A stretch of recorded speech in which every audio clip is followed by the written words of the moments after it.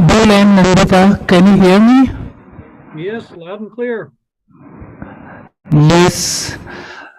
I'm extremely sorry the session is delayed because the previous session speakers, they took a lot of time, so we are slightly delayed. So lunch time is have been extended, so it will take another 5 minutes to begin this. So kindly bear with us. Say that again? It will be delayed for another maybe 5 to 10 minutes. No problem. So people are coming in. Okay. How many people no are we problem. expecting? We're here. Do you know how many people we're expecting? So otherwise, what is time? Both of you are in the same time zone? Yes, we're both Yes. on Eastern time. Okay. What's time there? It's now 5:02 a.m. Okay, so it's morning.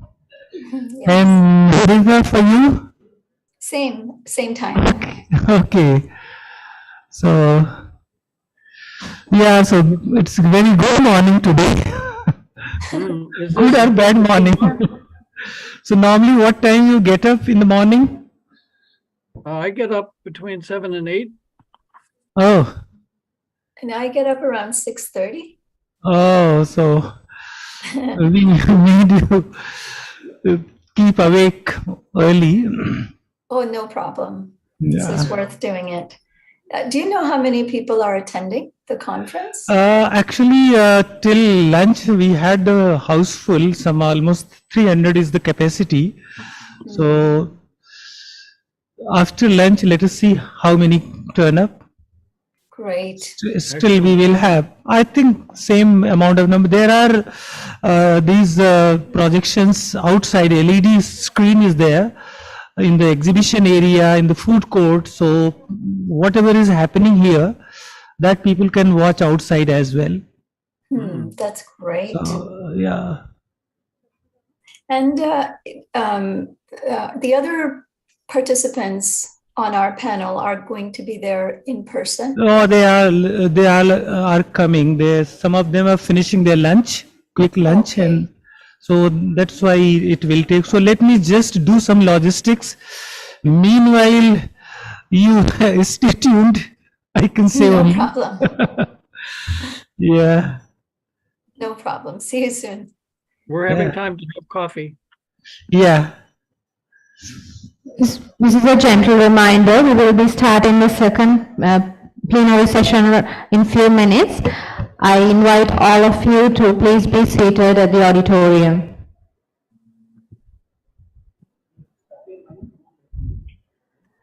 I kindly invite everybody to be seated at the auditorium. We will be commencing the second plenary session in just a few minutes.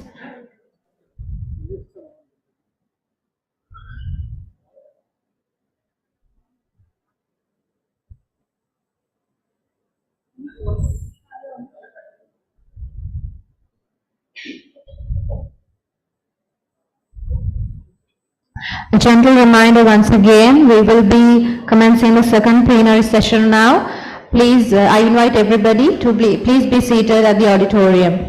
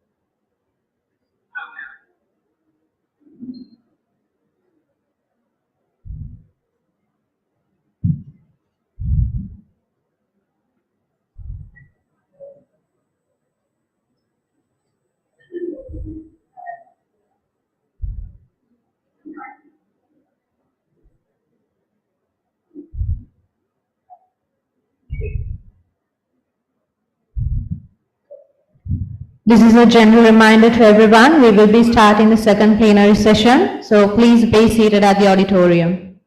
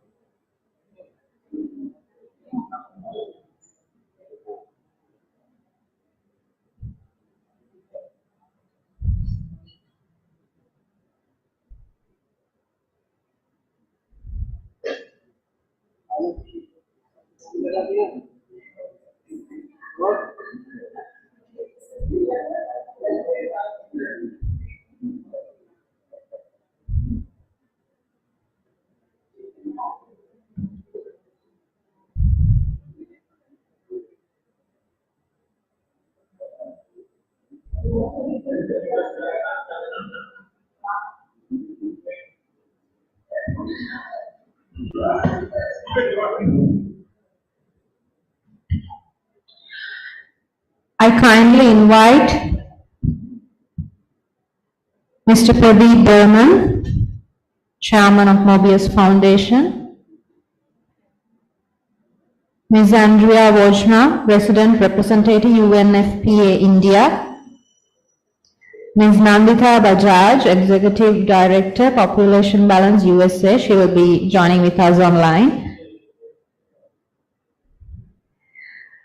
Mr. William Rayson, Founder and President, Population Media Center, who will be also joining online. Welcome, you, sir. Ms. Poonam Mutraja, Executive Director, Population Foundation of India. I kindly invite all these dignitaries to the head table.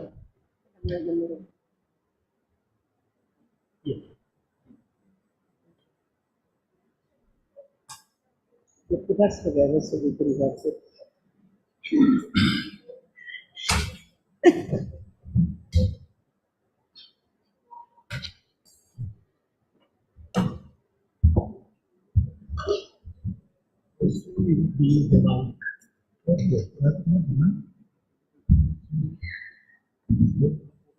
Welcome back, everyone. Welcome back to the second plenary session.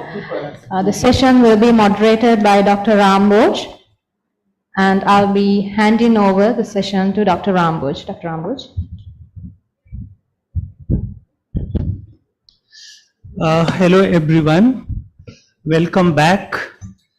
Good morning to our friends from US. They have been waiting for us. Bill Rayson and Nandita Bajaj. And of course, offline, physically, we have Mr. Pradeep Burman, our chairman, and in fact, many of you, those who have been since morning, they have heard about him, and I'm not without going into his detailed introduction. I would just say he is the spirit behind and the vision behind all this, what is happening. Sustainability is his core vision, and population stabilization is one of the areas, apart from education, where he is putting all his efforts. So we have Poonam Mutraja, Executive Director of Population Foundation of India, and she has more than 30 years of experience in the development sector. And before joining PFI, she was with the MacArthur Foundation as Country Director, and she has a master's degree in Public Administration from the Kennedy School of Government, Howard University, and she had made active contribution to the NGO sector in India. She associated with several national and international organizations, capacity of a member of the Governing Board and Advisory Council. So welcome Poonam, welcome very much. Thank you. And then we have Andrea Bonnar, resident representative of UNFPA in India and the country director of Bhutan. She took up her assignment in early 2022, very new to this region. In a career spanning 36 years, Ms. Bonnar has been at the forefront of programs that have focused on the rights and health of women and girls and giving a voice to youth and adolescents. Power of data being her core guiding principles, she is passionate about using evidence-based results to conduct public advocacy and high-level policy dialogue and to influence decision makers on the importance of gender equality for sustainable development. Mr. Anand Sinha, very much welcome, Mr. Anand. He is India Country Director at David and Lucy Packard Foundation. where he supports the reproductive health programs for South Asia. He leads a small team based in Delhi and provides oversight for grantees that are working to ensure access to safe abortion, high quality family planning services, and comprehensive sexuality education. Very important. And from far away US, we have two friends. Ms. Nandita Bajaj is the Executive Director of Population Balance, a US nonprofit that offers education and solutions to address the impacts of human overpopulation and overconsumption on the planet, people and animals. She also co-hosts the Overpopulation podcast. Humane educator and passionate advocate for planetary health, Nandita's area of interest is on intimate links between pronatalism, that's her favorite subject, anthropocentrism, and overpopulation and their impacts on human rights, animal protection, and environmental preservation. She has a lot of experience and on many boards. So welcome, Nandita. And Bill Ryerson is president and founder of Population Media Center and represents organization in various capacities, including speaking engagements, outreach to donor institutions, individuals, and helping to set the direction of PMC. Half century of experience, veteran in this field. So welcome, Bill. Welcome you all and everybody, and extremely sorry for, I think this is the overflow of the previous session, so we are starting a bit late, but we will try to catch up to the with the time. So without losing much time, I would request Mr. Pradeep Burman, Chairman, Mobius Foundation, to state his vision and what he thinks about this population stabilization. Mr. Burman. Okay.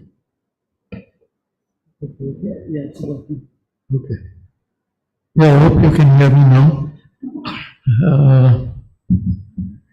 Esteemed dignitaries on the dais, Mr. William Ryerson and Ms. Nandita Bajaj, all media people present, ladies and gentlemen, very warm welcome to the post-lunch session and a good afternoon to all of you. The population issue is something which not many people talk about. And I think it stems, in India at least, from the time of emergency, when forcible vasectomies were performed and Indira Gandhi lost the election. After that, no one wanted to talk about population. However, I think the entire destruction of the planet has a lot to do with our rising population, and that must be brought forward and discussed in all forums if we want to actually, what you call, save the planet or save the climate disaster which is happening or clean up the oceans. We must address the population explosion which has come over the years. The major issue also has to do with the oceans, and the life in the oceans is actually our breadbasket, and that also is being affected. So I would say that if the population of the world is 750 crores, perhaps we could do with half that, 375, considering that the rising levels of consumption and the greater aspirations of all the developing countries, that we want to consume more, then we have to have less people consuming so that we don't run out of resources that are available to us in this world.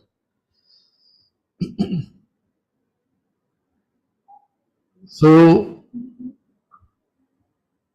the Mobius Foundation, when it's been founded, instead of looking at the 17 goals, I made an 18th goal of population stabilization, and I decided to concentrate on the population stabilization goal. And the other point for any thing which is to be done as far as climate change is concerned, or as far as saving the planet is concerned, has to do with education. So these are the two areas which I decided that Mobius Foundation would focus on, and that's what we are doing. At the time of independence, our population was 35 crores. In 75 years, our population is now 140 crores, which is 4 times the number which was in 47. The land area is the same. The total water availability is the same. Consumption of non-renewable resources such as oil and coal have increased manifold. This has to be looked at and treated. The waste, the great amount of waste that we make has to be treated. The waste has to be turned into what you call wealth. That is the term. Waste to wealth. That's what has to be done since the population has increased. Now, population stabilization means a good 60 years before we see any results of the population stabilization and the steps that we are taking to do it. We agree that while the government can do a lot for the cause and is doing so, we as individuals can do things to contribute a big change in population stabilization. What Mobius is doing, I can tell you,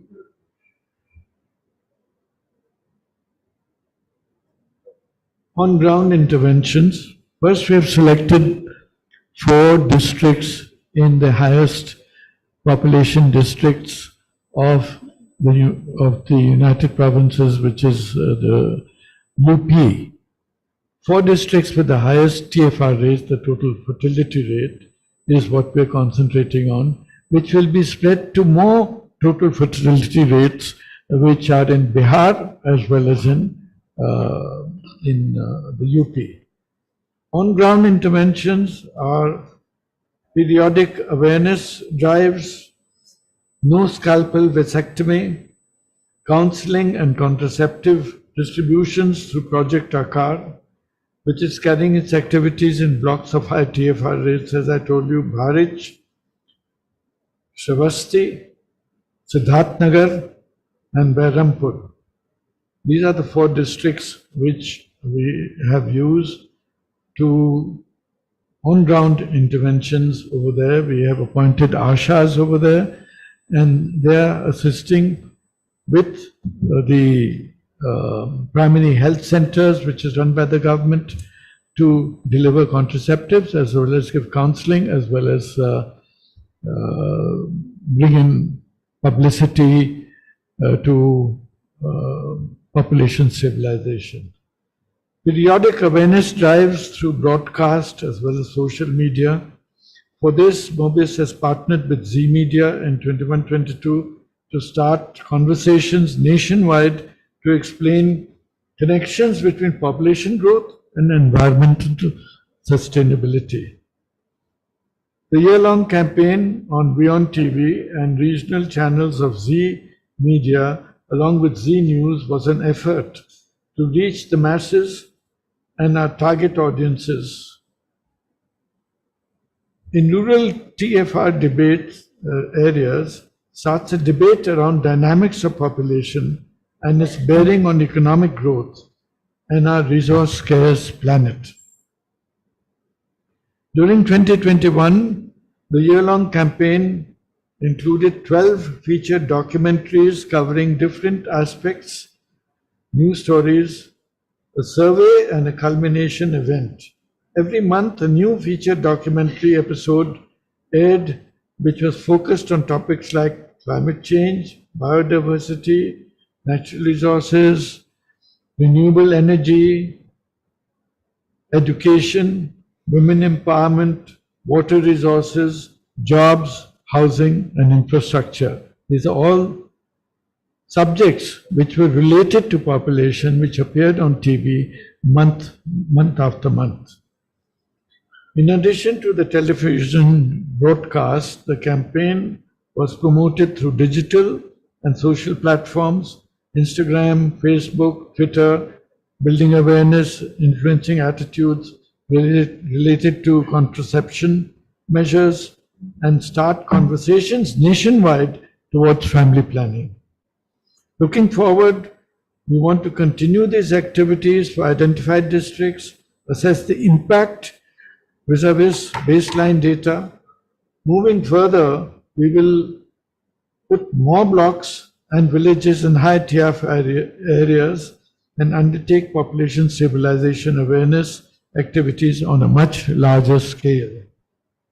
Friends, using this forum to reach the unreached, we at Mobius Foundation, as our vision, propose an SDG, population, namely population stabilization, which may perhaps be termed as SDG number 18 for deliberation thereon. I wish to reiterate, any single person or organization cannot bring change and reach the unreached.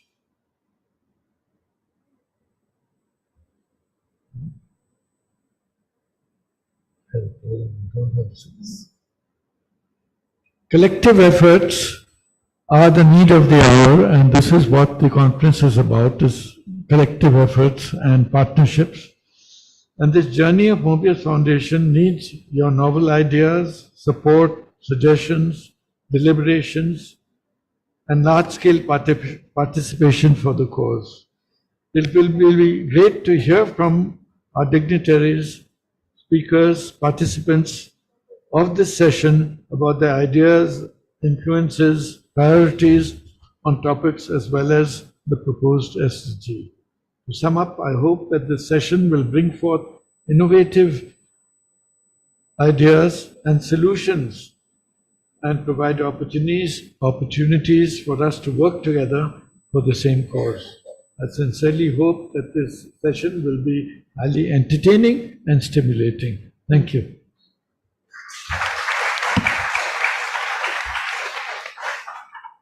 Thank you very much, Mr. Bonnar, for your statement and your resolve to expand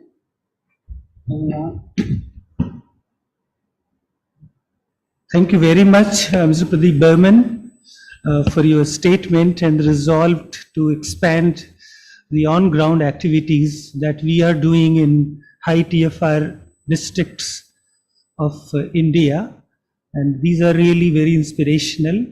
And Government of India has also called them aspirational districts, because that tells the story of how underdevelopment is linked with population.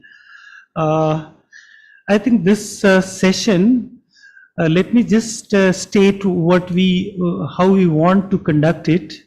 There will be 3 rounds with the panelists, and I think these could be 2 to 3 minutes each. And the first round will be a kind of general statement by each of you, just to set the tone of the session. The theme of the session is, as you all know, Agenda Sustainability, Road to Population Stabilization, and How to Reach the Unreached. And you can introduce yourself, your organization, and how your organization could, either your case study or something, very briefly in 2 to 3 minutes each one of you. Second round will be, I think, based on your responses, another follow-up question. And of course, it will not be in the same order. That could go from one to other, then vice versa. And final round will be the summing up, a conclusion, or recommendations. So without losing any time, let me begin with our overseas panelists who are waiting for almost now more than an hour now. So can I request William Ryerson to briefly state what he thinks about this whole issue of population stabilization, reaching out, because you are a veteran. Your Population Media Center has done tremendous job, as I read through your bios and of course interactions during you. So please briefly, you would like to set the tone of this whole panel. Thank you so much, Dr. Bush. I'm really happy to be on this panel. Wish I could be there in person. Just want to acknowledge the other panelists. Poonam and I have known each other for many years, both meeting in India and at other international conferences, like in Addis Ababa. Andrea Bonnar and I have not met, but we've worked closely with UNFPA in maybe 36 countries. Patrick Foundation, Anand Sinha, is working for a wonderful organization as well. They have supported Population Media Center's work in Ethiopia, Sudan, Nigeria, and Papua New Guinea. And Nandita and I have known each other since she took over running Population Balance, and she does a wonderful podcast program about population issues. I think the key point I'd like to make is that when people go home at night, they do not do so in order to read health literature or to be further informed about issues related to population or reproductive health. They're going home at night to relax and be entertained. And in the time I've been coming to India since 1975, we've seen dramatic use of entertainment media. A colleague of mine from the Population Institute in the 70s and 80s got involved with the use of entertainment media and brought a Mexican telenovela producer, Miguel Sabido, who had incorporated family planning content into that serialized drama, to meet with Indira Gandhi, leading to her authorizing the creation of a program that was produced in the late 80s called Hum Log. And I knew Manor Shyam Joshi, who wrote that program. And for people who were watching Doordarshan in the 1980s, they remember this program. It had a tremendous impact on family planning, domestic violence, and other issues that it addressed. And subsequently worked with Roger Pereira, who had run Burson Marsteller in India, doing a program called Humrahi that also played on Doordarshan and reached 230 million viewers and had dramatic effects on the issue of child marriage. Among the Indian population that viewed the program, it raised ideal age of marriage of women by 2 years in a study I conducted with support from Rockefeller Foundation. So it was after that in 1998 that I founded Population Media Center, and we've used entertainment mass media with key characters evolving over time to become role models for the audience for such things as stopping child marriage, use of family planning, girls' education, stopping domestic violence, and other issues. Now in 54 countries, reaching a combined audience globally of about 530 million people. And the evidence of the effectiveness of this strategy is pretty clear. For example, in Sierra Leone, half the population reported listening to our program at least clinics. When people were asked why they had come, 50% of them named that program as the source of motivation. Similarly, in northern Nigeria, 67% named the program. The issues that have stopped people from using family planning are very clear from demographic and health surveys. In India, it's primarily fear of health effects. In many countries, it is also various forms of opposition. And those issues have to do in part with misinformation. And so overcoming those barriers to people accessing contraceptive services is critically important to change behavior. I think that's probably used up my 3 minutes, so thank you very much. Thank you very much. And I think it's incredible work, particularly Hum Rahi and Hum Log.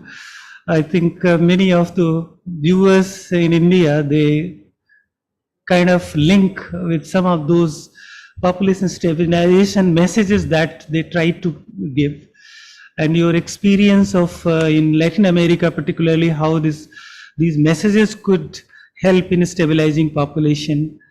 So to you, Nandita Bajaj, yes, I think without any introduction further, straightway just make your statement, opening statement. Thank you, Dr. Bouge, and thank you very much, Mr. Berman, and wonderful to be among my esteemed colleagues today. It's an honor to be here.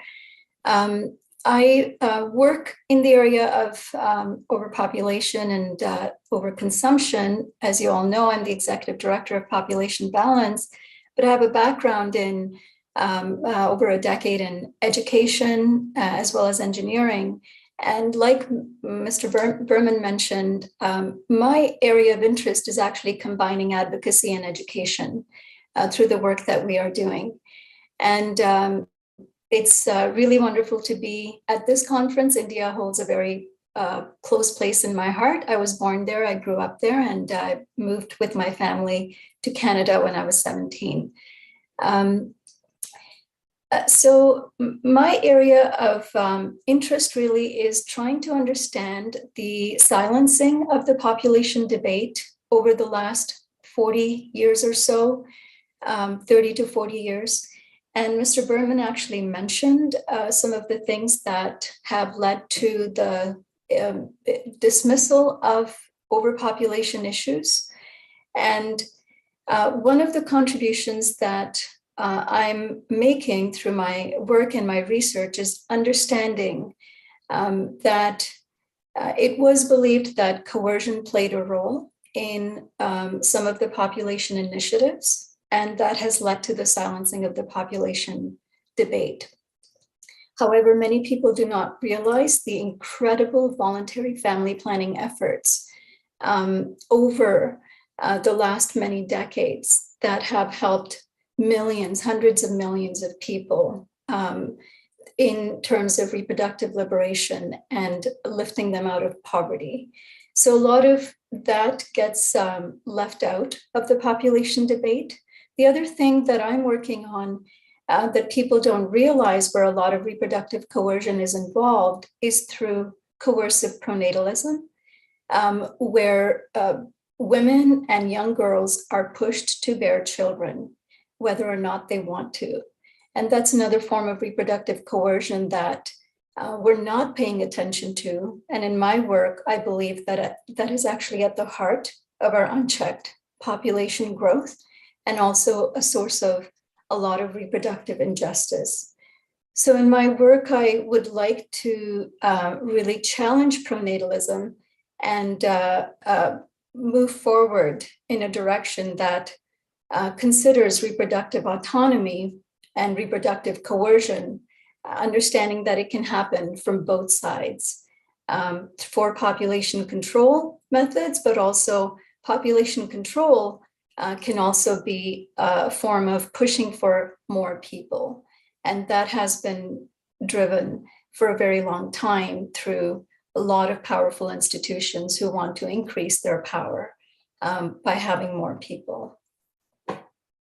I'll stop there and I can share a little more later. You said the balance between resources and the population, which is crucial. Moving over to you, Andrea, UNFPA is at the forefront of population, and of course, means UN being, I have been for a very long time part of the UN system, so I know the global priorities. But how with this like road to population stabilization and how to reach the unreached in that context. If you can say a few words about your priorities and how you are approaching to this. Okay. Thank you so much, Dr. Bush, and thank you, Chairman Berman, for this opportunity, and for all of you who are here today, and our colleagues in the US who are up mighty early, I can say, with the time difference. My name is Andrea Bonnar, and I'm the UNFPA representative here in Delhi and the country director for Bhutan. I've spent the past 37 years of my career mostly in Africa, although I did a stint in Nepal, and I actually studied in Bangalore 25 years ago. So I've been intimately involved from the grassroots level as a Peace Corps volunteer all the way up to international policy levels. I've spent most of my career looking at how to empower girls and women. And my work with UNFPA is amongst the most satisfying because it gets at the heart of what is coming out here as one of the most sensitive touch point issues, sexual and reproductive health. UNFPA is, of course, the United Nations Sexual and Reproductive Health Agency. Many people still don't know who we are, but that's okay. We're small and mighty, and we work very closely with many of your ministries here in India. We work very closely with the Ministry of Health. It's our nodal ministry. We work with the Ministry of Women and Child Development. We work closely also with Panchayati Raj, which is our way of getting closer to women and to empowering women in leadership positions. We are working with the Ministry of Education, the Ministry of Social Justice and Empowerment, and the Ministry of Sports and Youth, just to name a few. As you know, here in India, the way the federal state works and the way state government works are two kind of parallel systems, a bit like in my own country, the US, and that also offers great opportunities for us to work very closely with states. And we do work in 4 high-burden states, the states with the greatest poverty, the greatest TFR, total fertility rate, and the greatest levels of education and health under indicators, if I can say. We are working in Bihar, Odisha, MP, Madhya Pradesh, and Rajasthan. These states account for 25% of the population of the country, and they account for 22% of young people, and they account for 31% of the poorest districts in the entire country. So it makes sense for us to focus in these areas. We focus on the most vulnerable, with the idea being that if you reach the furthest, you cast your net the furthest, the widest, and pull everybody forward, you will have an impact. You will not be dragging your anchor in the water, trying to gain progress and gain momentum. We work especially with scheduled tribes, scheduled castes, minorities, Dalits, and persons with disabilities, migrants, and of course, women and girls. But our big focus now really is on this youth population here in India, because the time is now.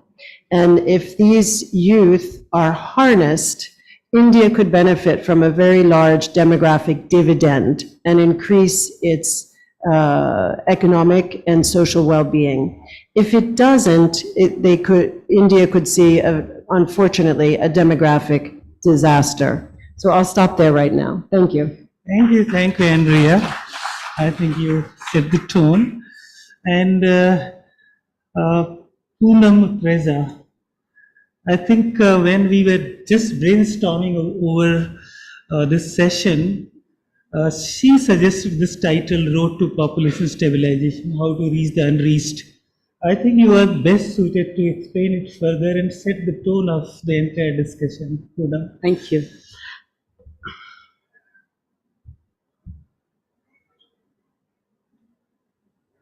You're on.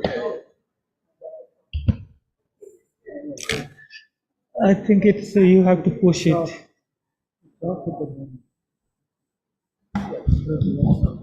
Thank you very much, Dr. Bhuj, for inviting me.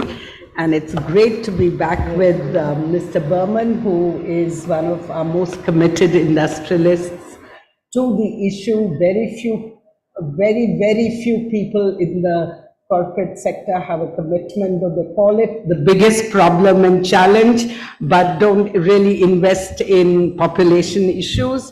And my esteemed panelists, who I know all, and it's great to be with you guys.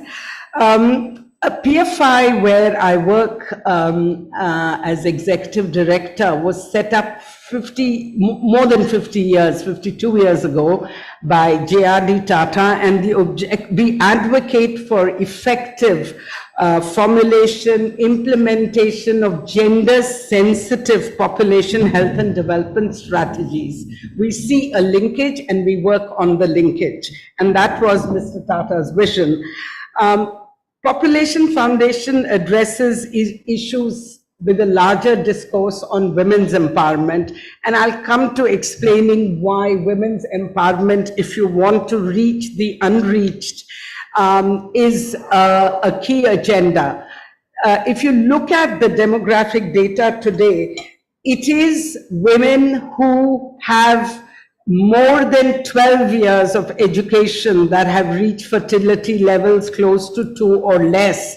But it is the women with lesser education, that's a global phenomena, that they will have more children. And India, Mr. Berman gave us figures in 1950, we had our population growth rate was 6 per person, and now it is 2 today. And but there is geographical imbalances across the country, and the states where UNFPA works, the districts, most marginalized districts where the Mobius Foundation works, we also work with the most disadvantaged communities in these states where there is a huge imbalance.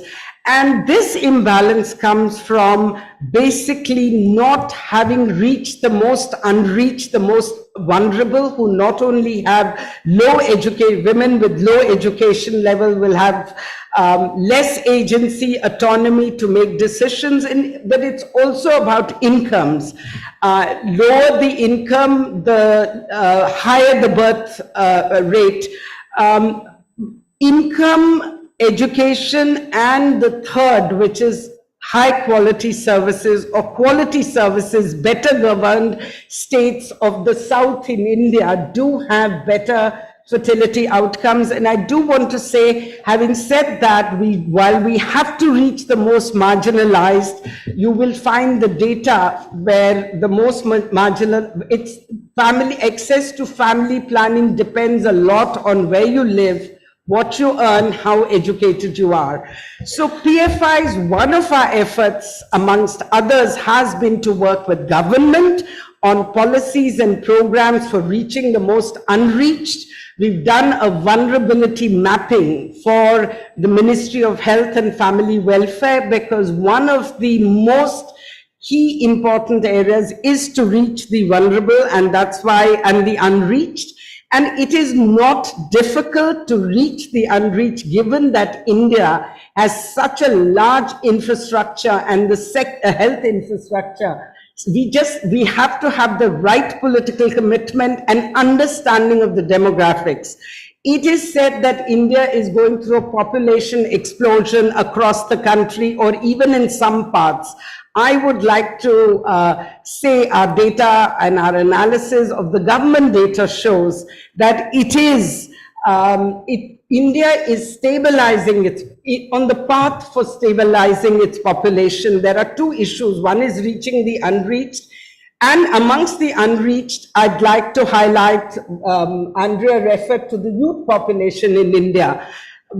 We have 40% of our population is young. They have reproductive needs, sexual and reproductive health, but they also need access to contraceptives. India has a situation where we only cater to, much of our family planning programs cater to those who've already finished having the number of children they wish to have, which is the permanent method sterilization. We invest very little money in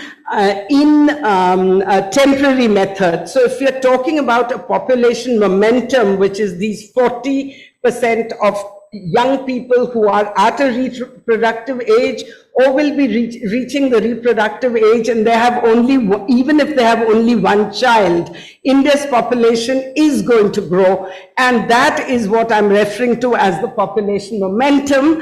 And I would like to suggest that the young people in India are unreached by and large, whether it's comprehensive or any kind of sexuality education, or it is access to contraceptives or counseling, or management of their counseling for their reproductive and sexual health, mental well-being and health, autonomy, agency. I'd like to put that in the category of the unreached, whether they are poor or not. The reach of our public health system or our education system in strengthening their capability, ability, and autonomy to make decisions when they marry, how many children they have, when they have the children, what Nandita perhaps referred to reproductive coercion, is something that has never worked in communities, nor has it worked in the country, taking the example of emergency. So I would like to say that we really need to focus and change our programs for reaching the most marginalized and not end up saying we can't reach them, we've reached the rest. Finally,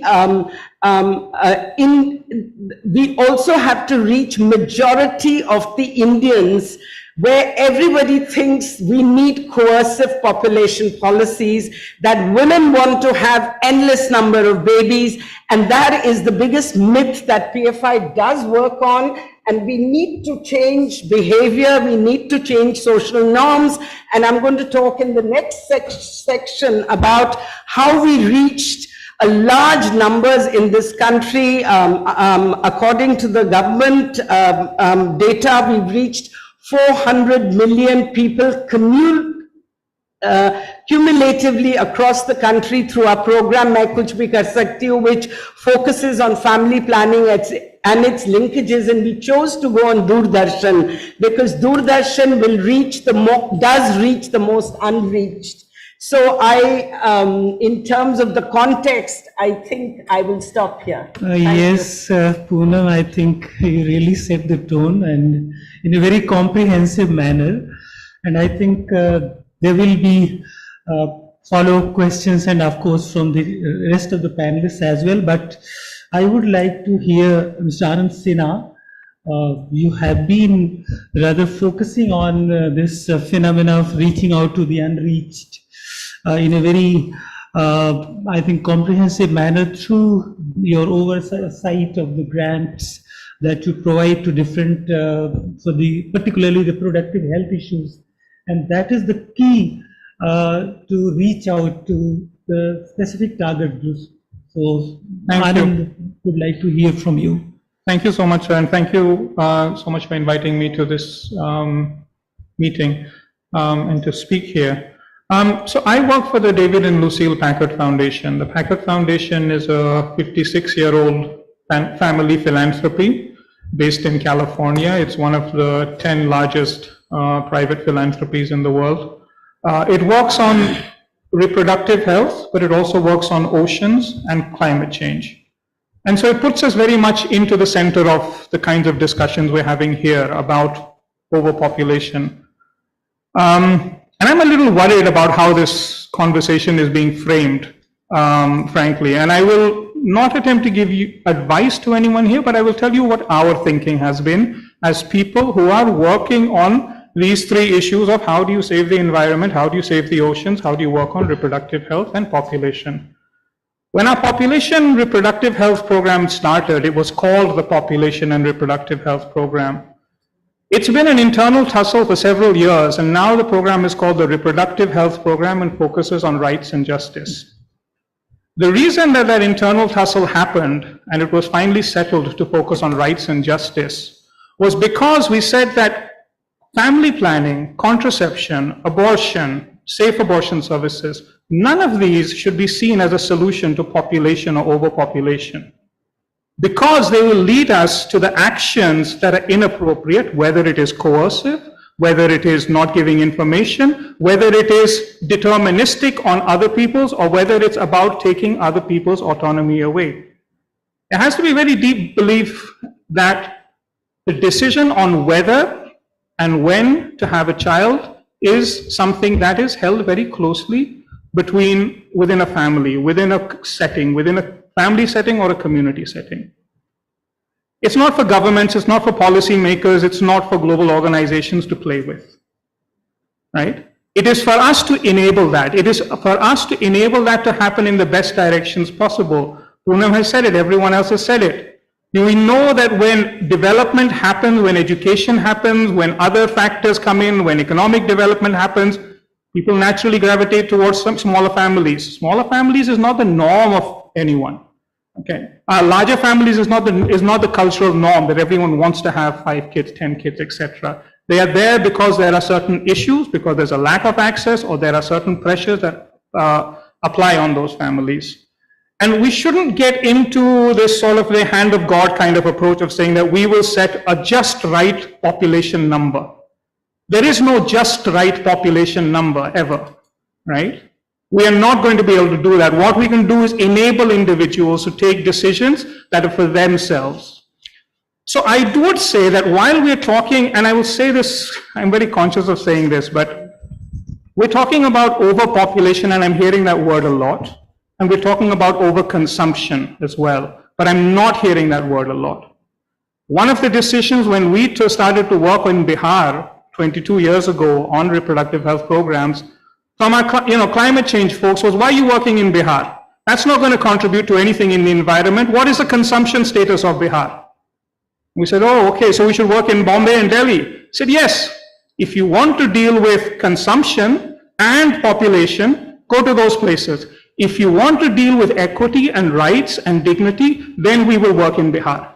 We will not solve the problem of India's pollution and India's consumption by working in the poorest villages of India. We will solve the problems of dignity, of rights, of equality, of agency.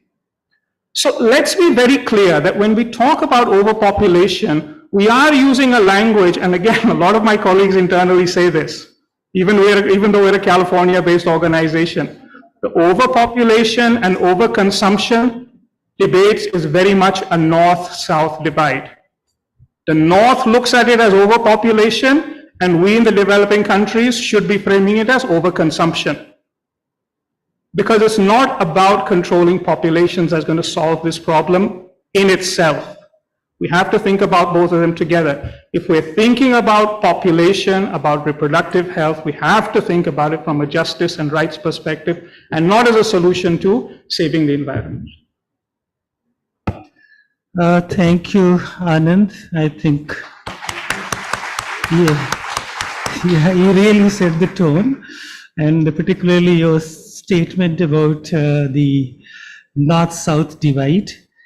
And I again reach out to Nandita because, of course, we had a lot of discussion about this, how this world is thinking about north-south divide, and that is also not helping this whole population debate which is globally happening. But Nandita, I would like to ask you, one of the areas of work is pronatalism, and how it is connected to overpopulation and reproductive injustice. There is also an increase in alarmism recently about depopulation. I think you just heard from our panelist. How is this manifesting globally, and what are its impacts? Why is there such a taboo around topic of overpopulation, and what can be done to counter it? Thank you, Dr. Burge. Yes, I'd like to start by first acknowledging some of the points that have been brought up by my colleagues. Especially, there's a couple of things that I'd love to address is, yes, the first thing we must acknowledge, and one we're really committed to doing at Population Balance, is looking at the impacts of both overpopulation and overconsumption on the planet as a whole. And we have chosen to use those words because coming from a perspective where we recognize that we human beings are one of the many species who have every right to be here, from the perspective of all other species whom we have decimated through our exploding populations, there is no doubt that both our numbers and our per capita consumption have far overshot what is considered to be a sustainable population. From that perspective, I would say that it is also really important to acknowledge the role that the overconsumption of middle-class consumers generally across the West have played in decimating and causing a lot of the ecological devastation. And that must absolutely be acknowledged. And at the same time, we have to recognize that there are expected to be 5 billion middle-class consumers by mid-century. As you said, as Mr. Berman said earlier, a lot of people are aspiring to middle-class lifestyles. And that is a right that must be afforded to everyone. But at the same time, we have to also consider that the planet cannot sustain both our growing population and our growing consumption needs. And so when we are looking at the perspectives of rights, we also have to look at responsibilities as well as our obligations to the planet that sustains us, the planet that will not be here at the current rate that we are going. And so I don't look at human rights as somehow different from ecological justice or from, I don't see human justice as separate from ecological justice. We are an extension of our environment, and we could not exist were it not for the biodiversity that sustains us. To answer your question about pronatalism and its connection to population growth and reproductive injustice, I agree with all of my panelists here that people should be afforded the autonomy to make the decisions to choose freely the size, spacing, and number of their family. And yet, when we say that we must not talk about population issues, so that because that automatically means that we are somehow infringing upon reproductive autonomy, there is a whole set of pressures that we are not looking at when we think of reproductive autonomy. When we say free, choosing freely, we're assuming that free choice is available to people. Pronatalism is a social bias toward having children. And it's an idea that parenthood and raising children should be the central focus of every person's adult life. It's based on the assumption that all women want to be and must become mothers. And even though the drive to procreate is not universal, but rather socially constructed, the idea has become so deeply embedded that it's now believed to be true. And it's believed that every adult must enter this path in order to be seen as quote unquote normal. And on top of that assumption, a set of pressures and mechanisms have conveniently been put into place to make sure that people have children. And these set of pressures, for example, for centuries, reproduction has been exploited as a tool to keep many power structures alive, such as the ones where young girls and women are pressured and often coerced into having children and large families, as a means to grow the supply of religious followers, workers for corporations, taxpayers for politicians, consumers, soldiers, and the list go on. And as such, it's a source of a lot of reproductive injustice. So we have to remember that reproductive injustice actually happens through many ways, not just through when we say population control, or even talking about population.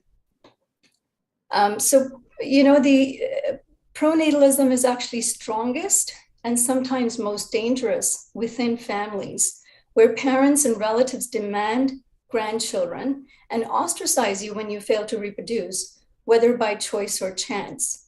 I highly recommend checking out Dr. Amrita Nandi's work, who's situated in Delhi, who has done a lot of research within India, looking at how women who are childless or infertile are ostracized and stigmatized, leading to divorce, negative economic consequences, neglect, etc.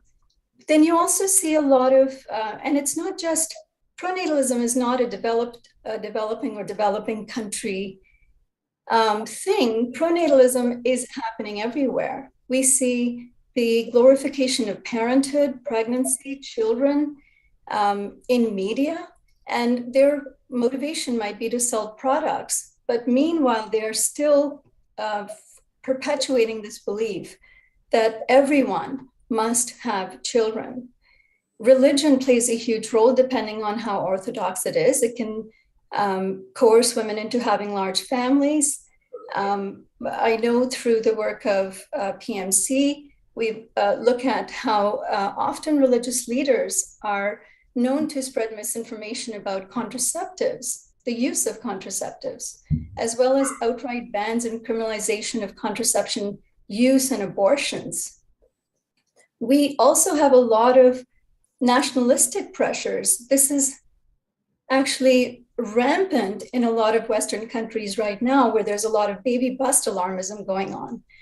There's a depopulation panic that we're not producing enough children. Politicians are using words like baby shortage, a demographic winter. Can we pay women to have children in order to produce more of their own kind? And so there's lots of incentives or bribes being given, cash bonuses being given to women. You can see that happening in Hungary, Russia, Poland, even US. And, big businesses, economists rely on a constant supply of consumers. So they, especially in developed countries, they've been ringing a lot of alarm bells around depopulation panic.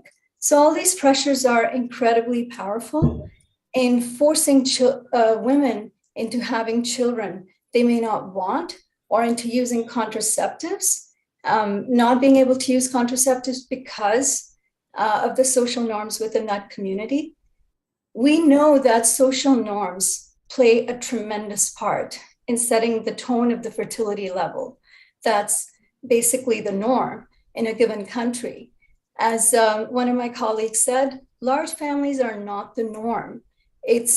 And we can see across cultures, when women are given empowerment, education, other opportunities, but also neutralize this effect of pronatalism, which is, as I said, much more rampant now in a lot of industrialized countries. You start to see what the norm, what the real latent desire for women really is. We don't yet know what that is, because in no community is there a lack of pronatalism. Pronatalism is either happening in vulnerable communities through misinformation, or in industrialized countries through hand-wringing by paying people money. So, Okay, Nandita, I think, yes, you made your point very well, particularly the kind of ostracism that women feel, those who are not able to bear the child. There are several social norms, and that's impacting the whole family planning scenario. And of course, there is not only north-south divide, but within the social norms, there are division, urban, rural, the caste, religion, so many factors that are playing part. So back to Andrea. In fact, one of the slogans of UN, of course, we all have been hearing, leaving no one behind. And that is another like effort through the Agenda 2030 and Sustainable Development Goals, reaching out to unreached. So, and that is so important in the post-COVID scenario. So what about, according to you, your NFPA's priorities, especially leaving no one behind for the youth and young girls? Okay, thank you very much, Dr. Boom. I wanted to mention, Mr. Berman, you talked about an 18th Sustainable Development Goal. Well, I actually have an alternative to leave no one behind. I like to say push no one behind, because every time we disregard the most vulnerable, we're actually widening the gap. We're actually increasing the inequalities. And for me, it's so easy to say leave no one behind. It's very passive. But if you say push no one behind, then I think we all have to take accountability, and we all have to look at it in a very different way. So in the next round, I don't know, the Sustainable Development Goals 2075, maybe it'll be PNOB instead of LNOB. But remember where you heard it. The focus on the most vulnerable. One of the things we learned, and again, I want to link this back to what my predecessor colleagues were saying. We're talking about rights. We're talking about choice. And choice will determine where things need to be. As it was said, large families are not the norm. Given the choice, women will generally choose fewer, people will choose fewer, because they would like the accent to be on stable, healthy lives, where humans can actually achieve their full human potential. This is a different issue than consumption. And we can have a debate also about whether middle class really means consumption and whether it has to mean consumption. I think we could change the modalities. I think we could also change the social norms to make it very attractive to be much smaller consumers, to make that a la mode. And maybe that's something we need to explore a bit more.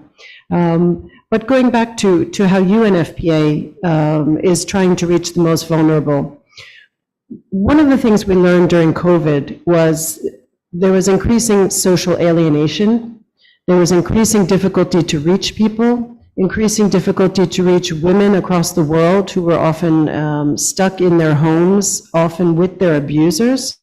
And so we had to find new strategies. And the things that many of us said weren't possible before, like teaching poorly educated populations at distance or online, guess what? Not only was it possible, but it proved to be highly successful. And we're actually seeing some better training and education going on. So this was a learning lesson for us. We also learned that we needed to reach out more. So we're doing much more in terms of mobile work, task sharing, working through ICSEs, volunteer workers at local levels, devolving responsibilities towards midwives, towards birth attendants, to different levels of workers out in the field to actually reach the people who need it. And there was a lot of resistance to that before, but I think COVID taught us we have to be much more creative, and we have to go out to where the people are, because they aren't going to come in. And so that was another big lesson that we are now using. Another thing that we learned from COVID was the power of technology. And I think you saw it here in India. Once the government made up its mind, wow, it happened very, very fast. Partnering with tech companies, whether it was on contact tracing, whether it was on vaccinations, really, you were able to move very, very quickly. And we also have learned the same thing. So we are partnering with tech agencies to expand the platforms through which we reach young people. Young people want confidential settings. They want to be able to ask their questions. They want to be able to get their information because, as my colleague Poonam said, the needs of youth are very different. They're not looking to be sterilized at age 21, but they don't want to have children either. They want time for their education. They want time to explore their interests. They want time before they get married, if they get married, and when they decide to have children. So we have this delay, and therefore we have to find different ways to reach youth, and technology is proving extremely valuable, extremely cost-effective. The other thing we're looking at is really what we call the 3 E's. We call it education, we call it empowerment. That's the second one I want to talk to you about. And with empowerment, what we mean is not just the civil leadership, but it's that sexual and reproductive health knowledge, giving them what they need to have that bodily autonomy. But it's also about empowering them to have access to technology and to be able to create networks among themselves so that they can be driving the agenda, so that they can participate in the conversations, so that they can be help finding the solutions and not just be passive riders or draggers on in the discussion. The third E is obviously employment. And who's creating employment? A lot of it is self entrepreneurs, through tech, through other means, but giving people the access to what they need, giving young people this access. So we're looking much more at UNFPA, but also across the entire UN system. How do we support, how do we create larger platforms? How do we reach out to civil society? How do we empower civil society organizations? It's one thing with materials, but it's also with the capacity for them to be able to reach out and communicate amongst themselves, and for them to carry on their debates, and for them to influence the policymakers and the decision makers. So this is very much what we're looking at, the 3 E's, education, empowerment, which includes sexual and reproductive health, and employment and employment opportunities. As I said, technology is a big one. And I think it's the one that can help take us very far, and new partnerships with the private sector, with people like Mr. Berman and others who have given so much and have created so much in society. But now how do we use that expertise? How do we use that knowledge? How do we use that infrastructure to help engage this new generation and help bring them into the fold for finding solutions and finding the right balance, I would say, Nandita, between consumption and population and rights and choice.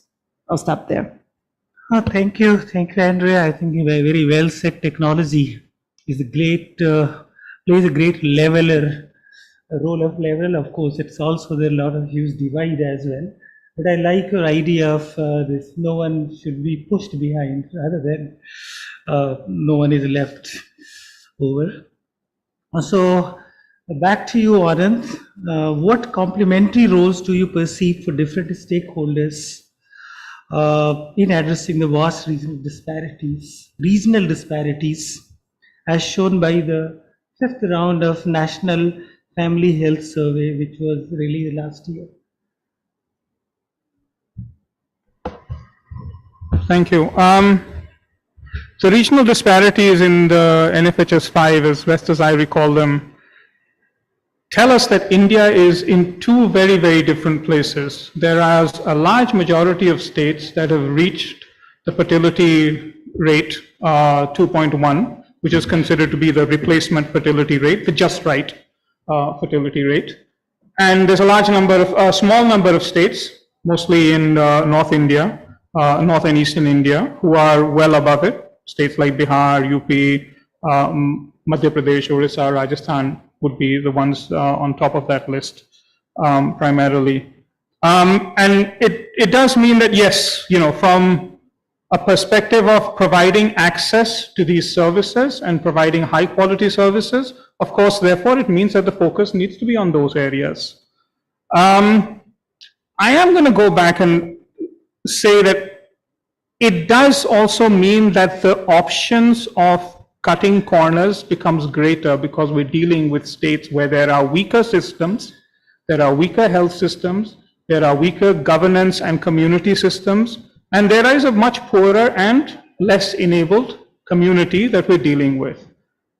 And so when we're thinking about what is it we need to do, we need to think about those issues. And I'm going to give you some examples specifically. When we think about providing reproductive health, family planning services, let's say it's just sterilization, right? The most common contraceptive method in India. If I as a provider am facing a woman who is, okay, let me bring in another complication here. There's this wonderful contraceptive method called postpartum IUCD. Postpartum IUCD is that when a woman comes in for a delivery, you have the option to offer her and insert an IUCD at that same time. And so she walks away both having delivered child and with a contraceptive method. It's tremendously popular in many states and it's tremendously central to the family planning program in India. It's a great method, but it's a great method in the hands of the right incentive and the right mindset. If my mindset when that woman comes to me and I as a provider have delivered her baby, I'm thinking, I need to deal with overpopulation, then I will cut corners. I will not tell her. I will tell her when she's in the greatest pain, do you want to go through this again? I have a solution for you. Here's an IUCD, right? That is a coercive conversation, frankly. Or are you thinking about it about rights, choice, dignity, respect, where then I will say, I will have the conversation with her before she's on the table delivering this baby. I will inform her well in advance. I will talk to her family and we will all decide this together and we will offer this method to her. When it comes to states like Bihar, UP, MP, Rajasthan, these are the places where we can cut corners because of all of these weaknesses. And that's why these issues need to be at the center of how we provide family planning and reproductive health services.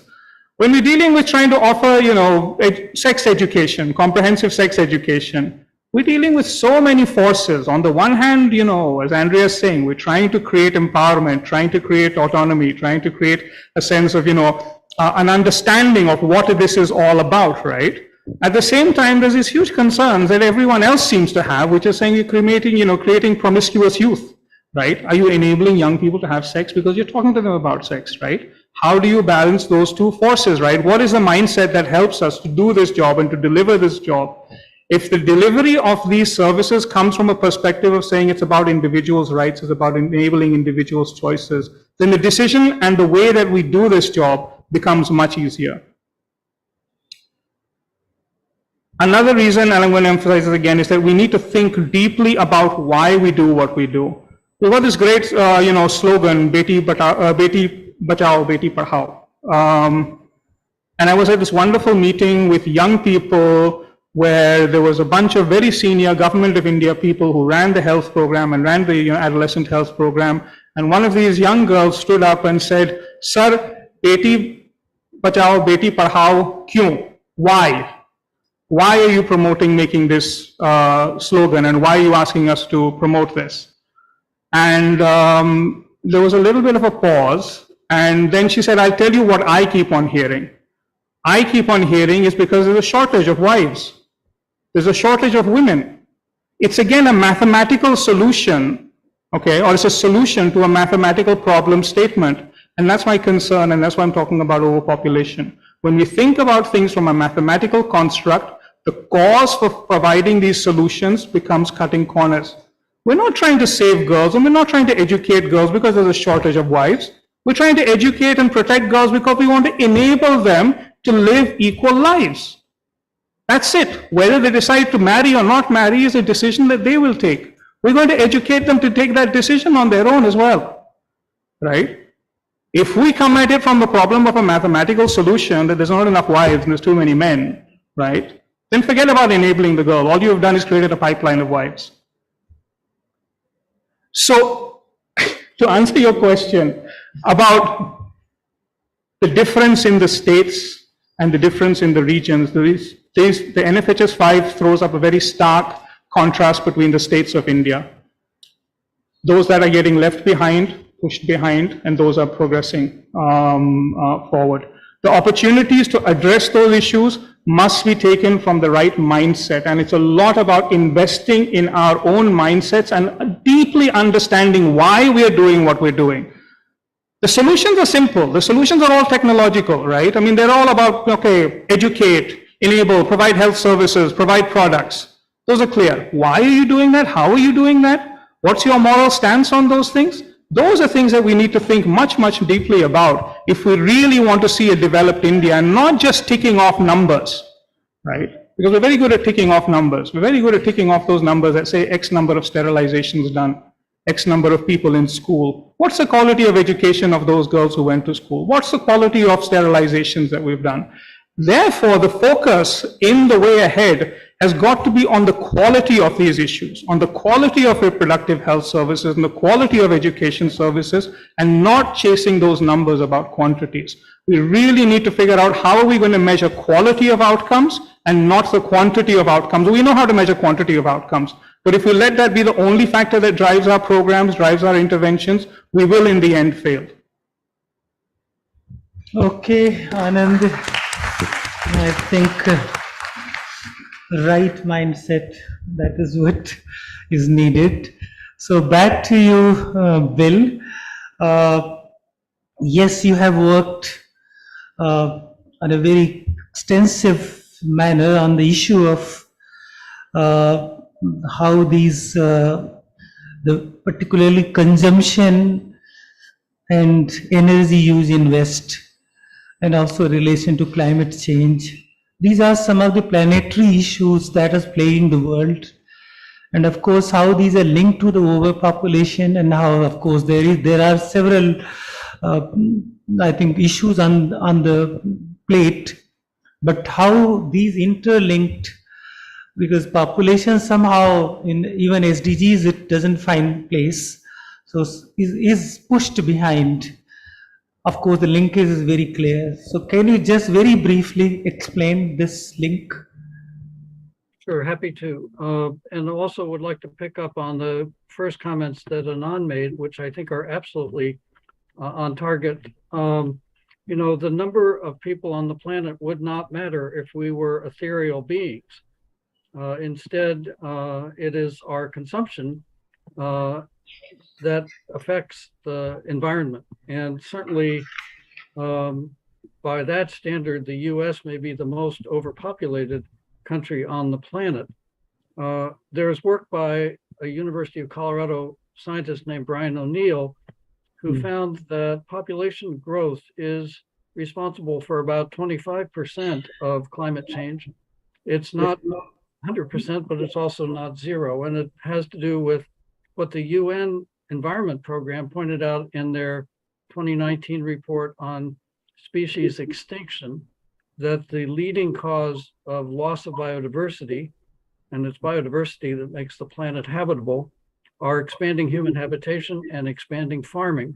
So though there are both rural and urban phenomena that need to be addressed, and certainly in using entertainment media, one can address both consumption and rights and status of women and girls. For example, in our program in Rwanda, we addressed deforestation and reforestation. In working with Jane Goodall's Institute, we addressed bushmeat consumption in Eastern Congo. And we've addressed climate change adaptation in Vietnam. But certainly there's a huge need to address energy consumption in all environments, but particularly among urbanites. So our view of our approach to this, I think, is in line with UNFPA. Our motto is a sustainable planet with equal rights for all. And I think, as several people have pointed out, no one wants to be told what to do. So empowering people through entertainment, and particularly through the emotional basis of role models, modeling positive, negative, and transitional behaviors, if one will, based on what is most likely to lead to positive outcomes in terms of both health and economic welfare, is critically important for people to learn what their options may be and to broaden the cultural blinders that keep people in a situation where they may be having children they don't want, or where they may be mired in poverty because of their situation. Okay, thanks. I think empowerment, empowering the people is the key. Poonam, I think you have worked a lot, and I think you busted so many myths related to population issues prevalent in India. And what is the reality? There are many myths, and how these could be addressed in a very sensitive, humane manner, because some of these myths are so deeply ingrained in our socio-cultural, religious ethos. It becomes very difficult to approach these issues. So just very quickly. Thank you. If there is any subject which has more myths and misconceptions, it is the population issues and the consumption versus population debate, which I'm not going to go into, which is full of myths and misconceptions. But increasingly, as I heard even on this panel, we are getting better at understanding that it is, and especially the amazing data you just gave us, that 75% of the climate change is due to consumption patterns, and yes, 25% overpopulation. The first myth that I want to deal with is that women and girls across the world, including India, are going to be influenced today's young girls are going to be influenced by either coercive population policies or are going to be influenced by even religious leaders. The young girls today who have got exposed to, they may not own a cell phone, but there is a level of exposure that women today have, especially young girls, to how the better half lives. Perhaps I could even call some of them middle class. Their aspirations are for middle class values, not necessary for consumption patterns. It is for having fewer children, educating their children, investing in their children. And so you have a 10% unmet need today for family planning in India, which is women who end up having a child which they wish not to have. First of all, no child should ever be unwanted because the health, nutrition, and other consequences of that. But the myth here is that women want lots of children. 1.8 for India is the wanted fertility rate. We just have to, it's not Einstein, we don't need Einstein to explain to us what that means.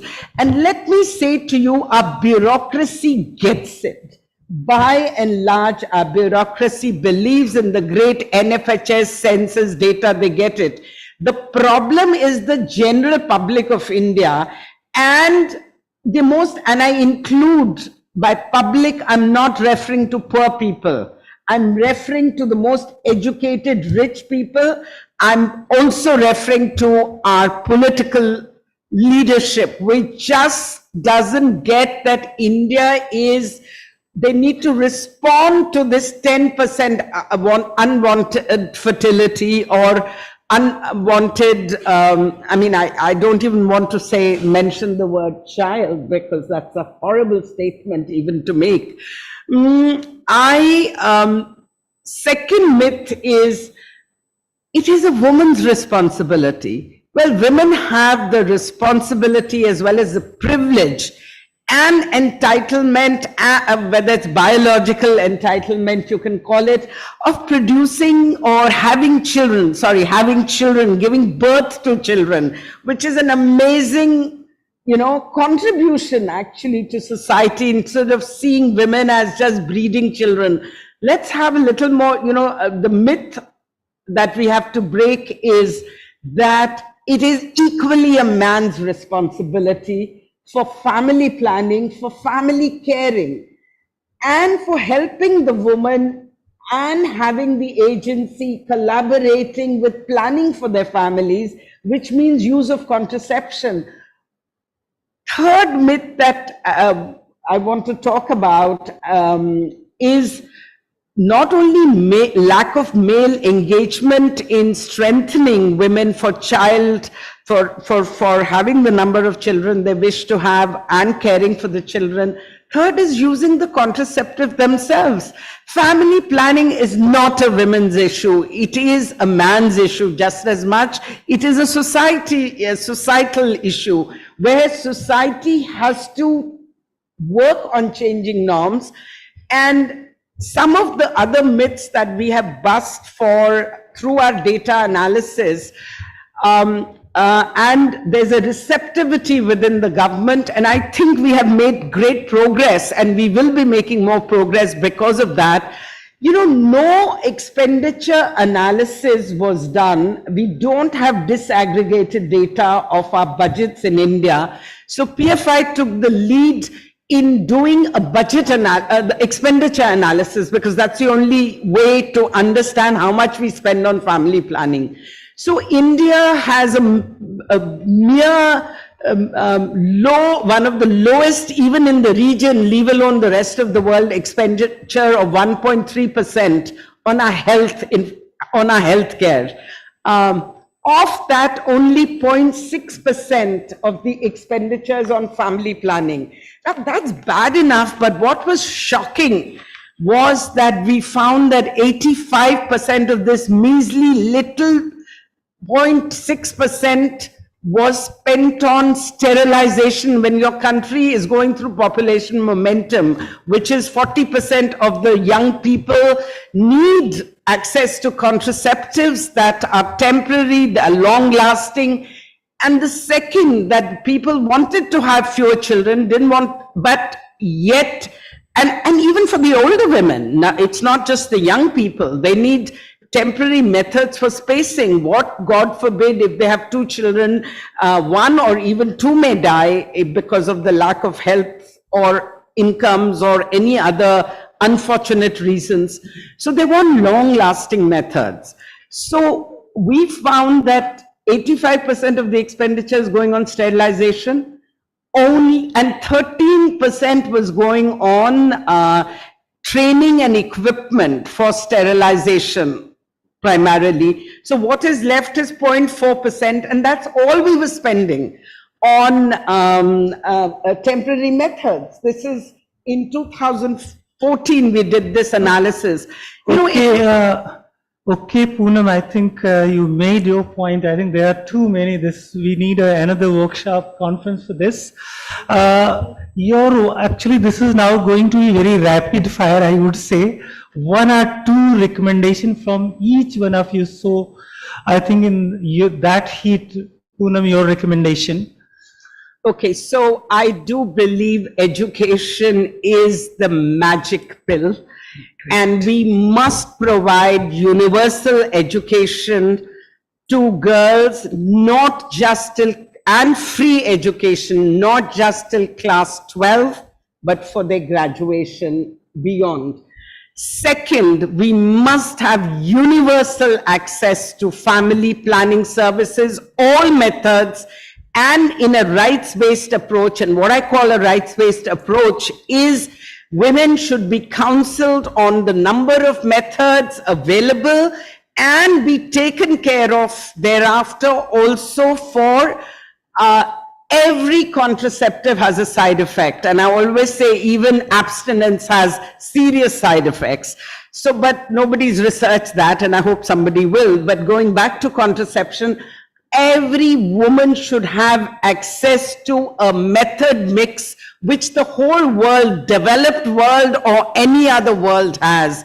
And finally, I want to say that we have to have men more engaged. We really need to go after the men to be more responsible and persuade them to participate and be partners in families. Thank you. Okay, Poonam and Nandita, your one or two recommendations, strong recommendation that you.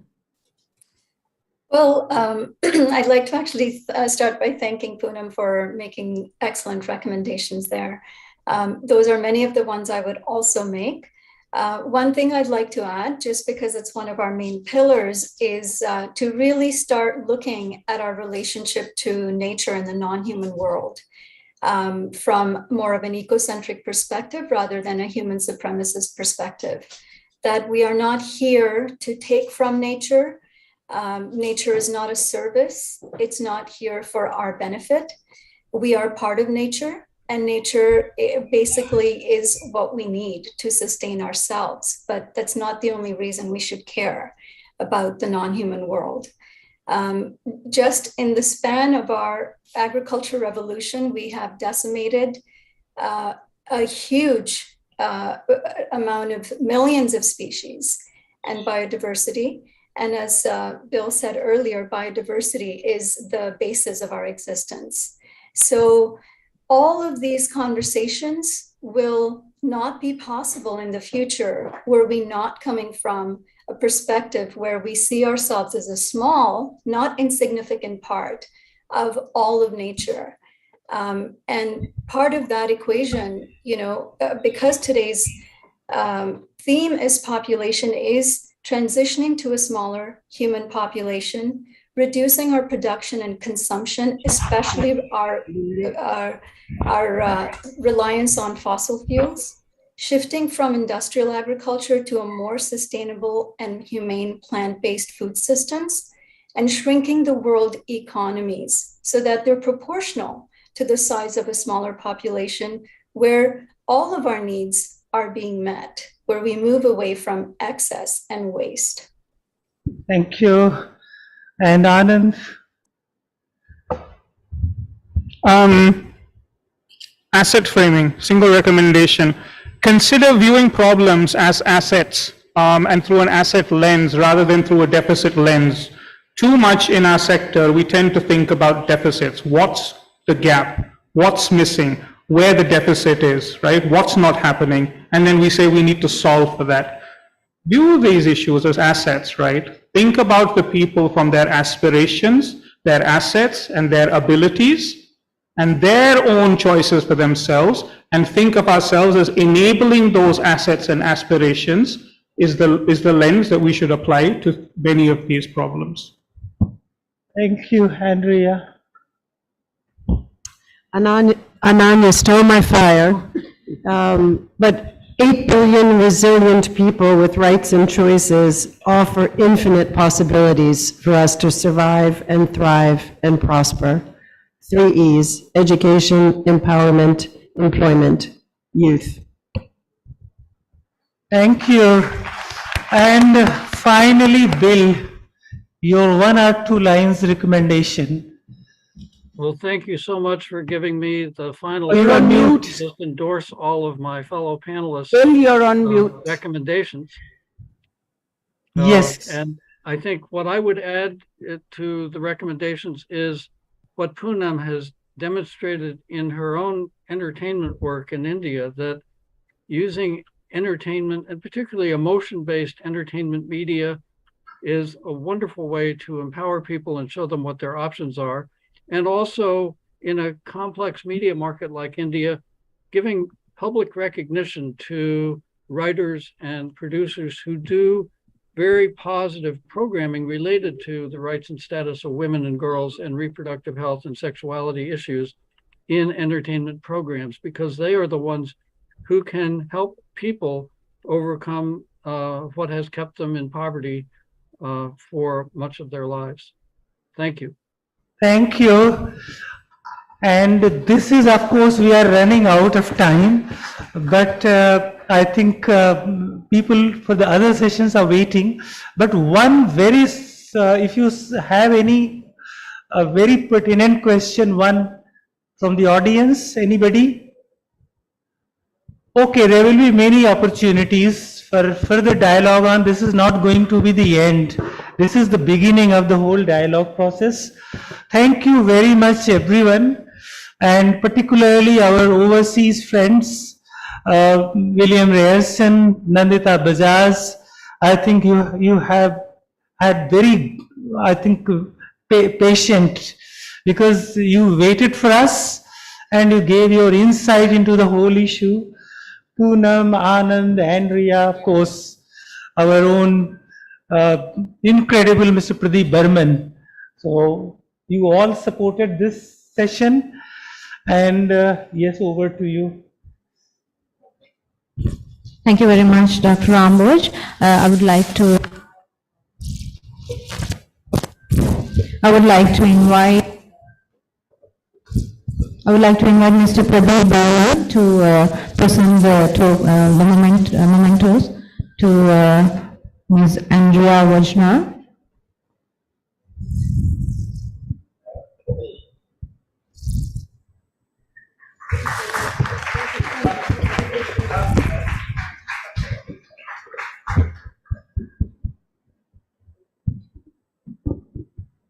Mr. Anand Sinha.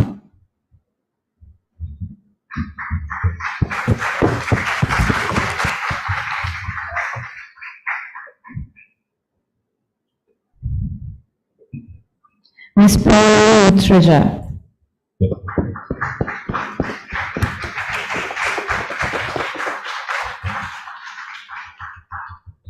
With that, ladies and gentlemen, there's a small reminder. There will be a nature trail organized on the 11th.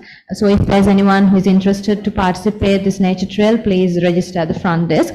And there are refreshments arranged at the lobby. So soon after the refreshments, there will be thematic parallel sessions in 5 venues, which will be in Mirza Ghalib which will be in Mirza